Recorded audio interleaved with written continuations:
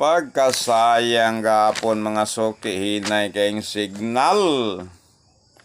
Atong guide gapon is 07 laban sa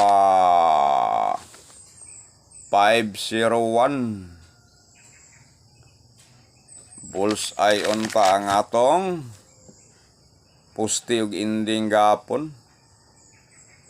5 PM result is 505. Unya man ang 5 PM result 170. Bullseye on ta ang atong postig ending gapon. Karon bawi lang ta mga suki kay na may signal. Dre mo concentrate sa tong guide ron ha. Ang atong guide ron is 79. Kanang 79 nato ron ang guide katong naay mga kompetisyon dia, parisin nyo natong 79. Ang dagan sa kuadre ending pero pwede gyapon na siya mo poste. Basta diha mo concentrate sa atong guide nga 79.